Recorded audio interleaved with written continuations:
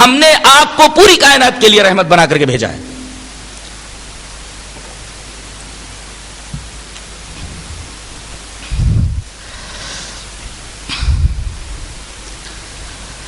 اب یہاں ایک سوال پیدا ہوتا ہے کہ کیا اسلام غیر مسلموں سے نفرت کرنے کی تعلیم دیتا ہے؟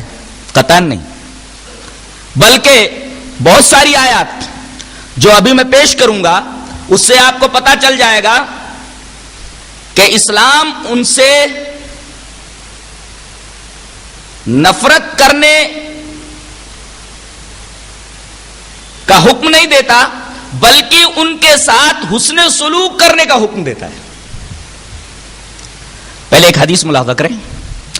حدیث اس طرح ہے: وان اسماء بنت ابی بکر رضی اللہ تعالی عنہا قالت قدمت علی امی وہی مشرکۃ فی عہد رسول اللہ صلی اللہ علیہ وسلم فاستفتیت رسول اللہ صلی اللہ علیہ وسلم قلت قدمت علی امی وہی راغبۃ افا اصل امی قال نعم صلی امک. رواہ مسلم فی کتاب الزکاۃ. حضرت امام مسلم اس حدیث پاک کو ایسے ہی کتاب الزکاۃ میں لائے. حضرت اسماء بنت ابی بکر فرماتی ہیں کہ میری ماں حالت شرک ہی میں تھی، غیر مسلم تھی، وہ مجھ سے ملنے کے لیے مدینہ آئی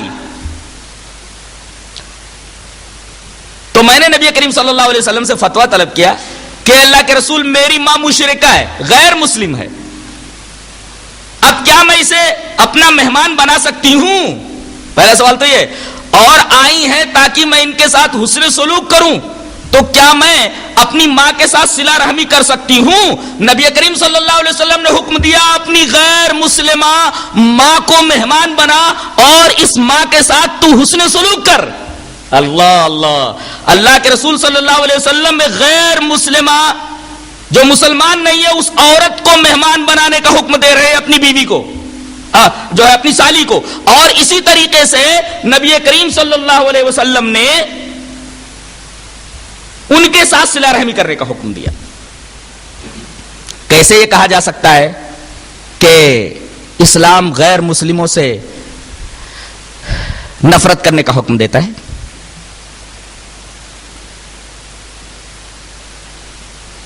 اس سلسلے میں سورہ ممتحنہ کی ایک آیت پیش نظر رکھ لیں تو بات اور زیادہ واضح ہو جائے.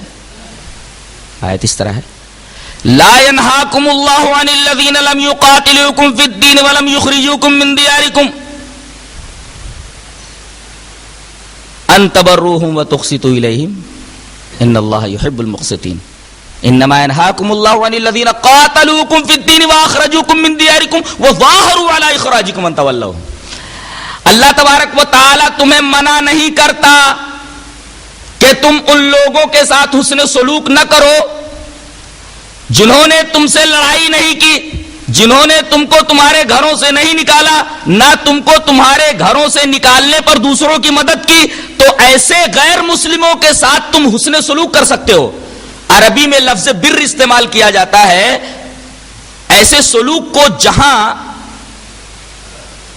صلہ رحمی کی زیادتی پائی جائے، یعنی حد سے زیادہ حسن سلوک کو بر کہا جاتا ہے. اللہ تبارک و تعالی نے غیر مسلموں کے ساتھ جو جارح نہیں ہے، جو مسلمانوں کے خلاف برے جذبات نہیں رکھتے ہیں، اللہ حکم دیتا ہے کہ ایسے لوگوں کے ساتھ اچھا سلوک کرو. اور شہاب الدین القرافی نے تو اس آیت کریمہ کی تفسیر میں یہ کہا کہ اللہ تعالی نے یہاں غیر مسلموں کے ساتھ بر کرنے کی تلقین کی ہے. اس کا مطلب یہ کہ غیر مسلموں پر اگر ظلم ہو رہا ہو تو ان کو ظلم سے بچاؤ، غیر مسلموں کو اگر کوئی تکلیف پہنچا رہا ہے تو تکلیف سے ان کو چھڑاؤ، اگر کوئی غیر مسلم بھوکا ہے تو اسے کھانا دو، اگر کوئی غیر مسلم ننگا ہے تو اسے کپڑا دو، غیر مسلم کسی پریشانی میں مبتلا ہے تو اس کی پریشانی کو دور کرو. حضرت عمر رضی اللہ تعالی عنہ کا دور خلافت ہے، آپ مقام جابیہ سے جب گزرے تو آپ نے کوڑھیوں کی ایک جماعت کو دیکھا تو آپ نے فرمایا کہ بیت المال سے ان کی دوا کرواؤ اور بیت المال سے ان کا وظیفہ مقرر کرو. اللہ اکبر. حضرت عمر رضی اللہ تعالیٰ عنہ نے ایک یہودی کو دیکھا ہے، غیر مسلم کو دیکھا کہ وہ دوسروں کے سامنے دستے سوال دراز کر رہا ہے، بھیک مانگ رہا ہے. لوگوں سے پوچھا یہ بھیک کیوں مانگ رہا ہے؟ بولے بہت زیادہ پریشان ہے، اس کا کوئی ذریعہ آمدنی نہیں ہے. تو حضرت عمر رضی اللہ تعالیٰ نے فرمایا کہ اس یہودی کا، اس غیر مسلم کا وظیفہ بیت المال سے مقرر کر دیا جائے. یہ ہے اسلام کا سلوک غیر مسلموں کے ساتھ، ان لوگوں کے ساتھ جو مسلم نہیں ہیں. تو یہ کیسے کہا جا سکتا ہے کہ اسلام فتنوں و فساد کو ہوا دیتا ہے، قرآن فتنوں کو ہوا دیتا ہے، اسلام دہشت گردی کی تعلیم دیتا ہے، مسلمانوں کا رسول دہشت گرد تھا، اسلام کے ماننے والے دہشت گرد ہیں؟ میں پھر یہ کہوں گا کہ یہ کائنات کا سب سے بڑا جھوٹ ہے، اس سے بڑا جھوٹ کچھ نہیں ہو سکتا.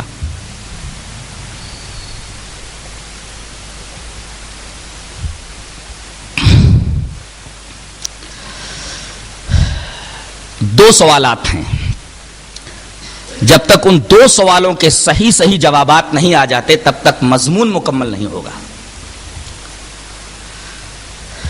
پہلا سوال تو یہ ہے کہ قرآن حکیم کی بعض آیتیں ایسی ہیں جن سے یہ پتہ چلتا ہے کہ غیر مسلموں کے ساتھ سخت رویہ اپناؤ.